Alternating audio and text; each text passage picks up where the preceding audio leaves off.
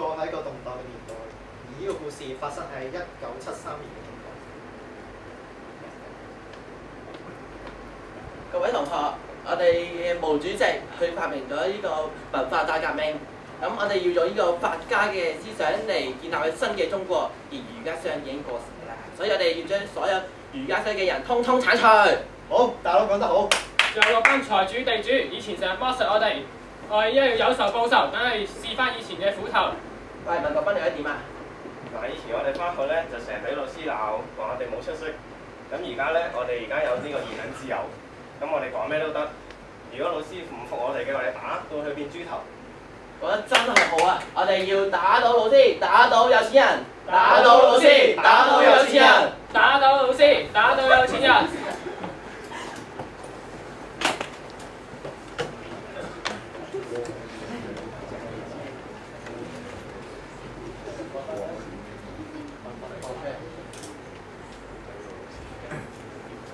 中國啲紀律真係多災多難。二次大戰我哋差啲俾日本人殺死，鴉片戰爭我哋俾人越嚟瓜分，之後有國共內戰、大躍進、大饑荒，死咗好幾千萬人。所以你話一個有英明嘅領導人已經唔重要。老豆，而家我哋有呢個英明嘅毛主席嘅領導下，中國已經變成世界大國啦。嚇、毛主席好心理啦，佢係英明嘅話，就唔會有大饑荒，就唔會有幾千萬人喺度死咗，叫人食人，呢啲事點會發生啊？老豆，開心你就唔好咁食古不化啦。我哋咧而家要換住我哋嘅毛主席嘅思想，聽毛主席嘅話，聽佢指示去做嘢。我哋要做佢哋好戰士。我哋要有錢嘅話咧，我就要進行階級鬥爭。國斌，我想特別擔心，點解阿爸養你教你17年，你而家竟然聽個毛主席話，唔聽老豆話？爹親娘親不及毛主席親啊！如果有人再更新，佢一定好傷心，我都好傷心。我而家好嬲啊！你點解會教咗一個糊塗仔出嚟㗎？嚇？你精明辨是非㗎？老豆，你都知毛主席係幾咁好嘅。毛主席好，你俾人利用咋？你知唔知啊？毛主席搞咩革命無罪，造反有理，佢想做咩啊？佢淨係想幫自己去剷除嗰啲有錢有勢嘅人，同埋剷除啲知識分子，幫佢自己鞏固權勢㗎咋？你喺度講咩啊？你竟然喺度講毛主席壞話？你咁咩態度啊？啊？你知唔知邊個講嘢啊？我係你老豆啊！你打我啊！你竟然！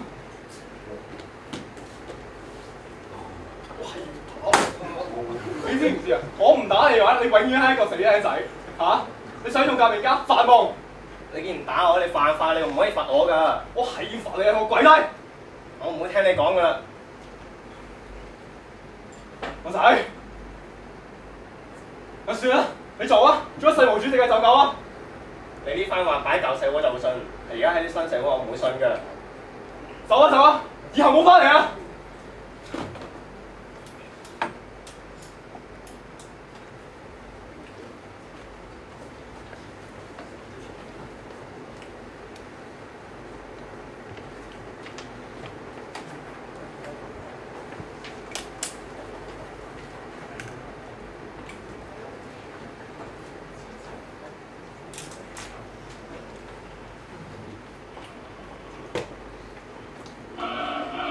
同志们好，我是毛泽东。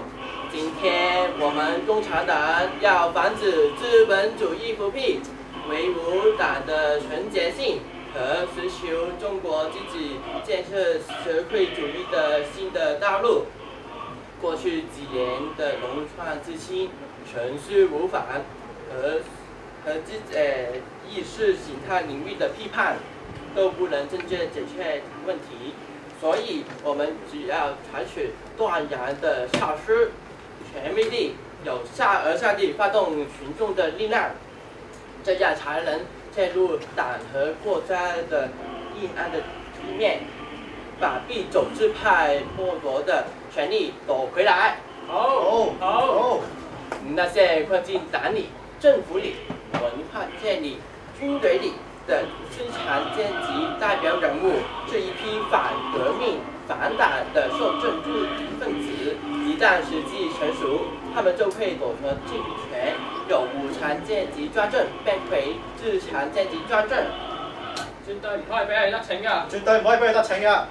所以，讓我們高舉無產階級文化大革命的大旗，徹底介入那些反黨、反社會主義的資產階級反動立場，徹底批判文學界、教育界、新聞界、出版界的資產階級反動思想，奪取在這些文化領域中的領導權，進行無產階級文化大革命的目的是把所謂的資產階級的專家學者早些年打得落花流水，使他們威風掃地，把所有的資產階級的專家學者等等打倒。好，毛主席英明，打倒學術權威，打倒資產階級，打倒學術權威，打倒資產階級。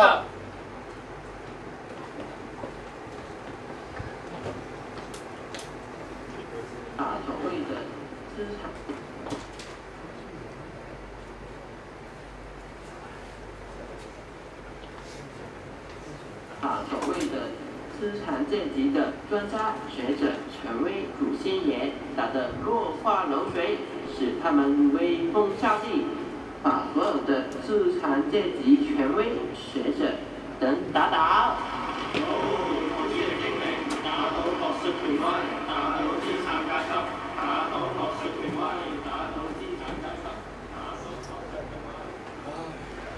中國啱先度過咗大躍進之後嘅3年困難時期，依家又嚟個文化大革命，睇嚟一場腥風血雨嘅就會嚟臨。我哋民間嘅書卷，可能就係今次文化大革命空空燒咗。死啊！阿仔佢會點㗎？會俾班紅衛兵打死㗎？邊個啊？咦，係佢啦，佢就係文天祥嘅後人啦，快啲捉住佢！係。喂，你做咩啊？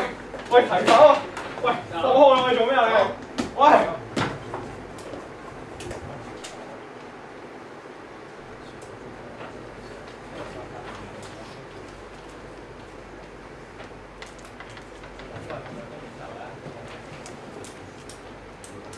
邊個敢反對毛主席嘅，我就打邊個頭！革命靠毛澤東思想，民眾結是反動霸王，民眾結唔老實，民眾結是黑線人物，打倒民眾結，打倒民眾結。喂，快啲講！還掃一切牛鬼蛇神。跟住我哋講啦。民眾結不投降，就叫他滅亡。你咪唔講啦我俾咗錢俾你，快啲講。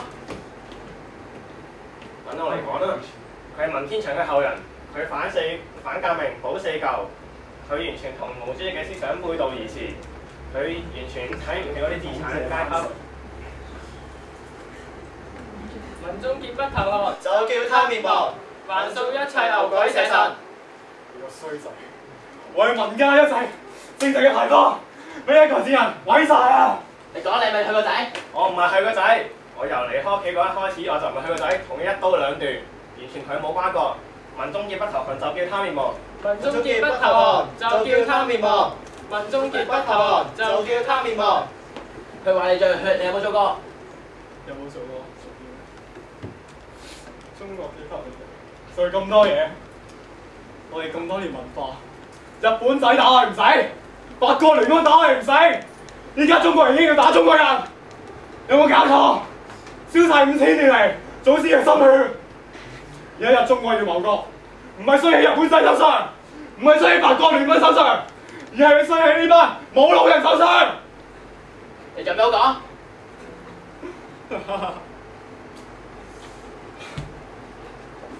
人生自古誰無死，留取丹心照汗青。孔曰成，萬人取義，為其義在，所以人之讀聖賢書，所學學成，以今以後，恕己無許。唔好再講咁多啦，一齊打佢！打！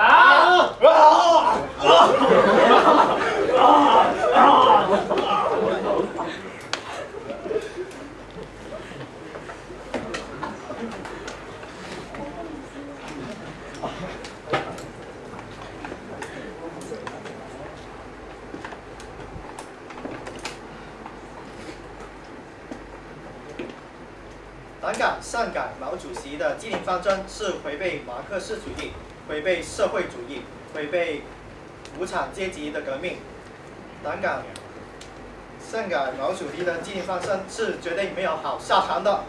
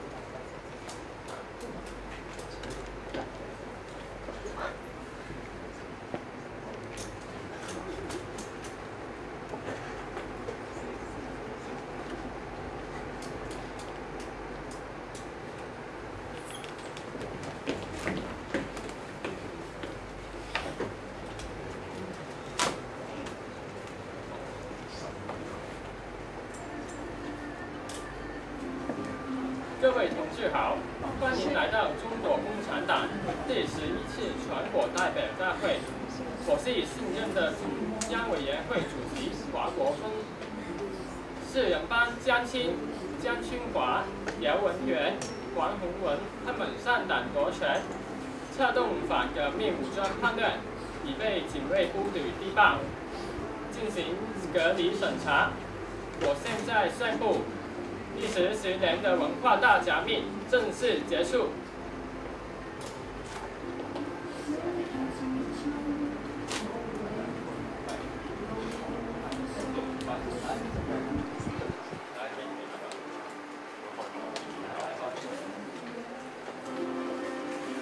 一場歷時10年嘅文化大革命裏，好多時期被破壞嘅房屋、道路乃至文物古蹟，則是難以統計。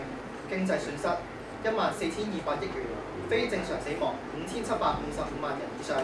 1980年11月，特別法庭開始並案審訊林彪、江青反革命團體，全國又開始廣泛討論，重新評估毛澤東嘅功過是非。文革中嘅受害者陸續平反。1981年6月27日，中共11屆六中全會通過關於建國以來黨的若干歷史問題嘅決議。決議認為毛澤東應負上主要責任。該決議嘅正式表決係：文化大革命是一場由領導者錯誤發動，被反革命團體利用，俾黨、國家和各族人民帶來嚴重嘅災難嘅內亂。正式否定文化大革命。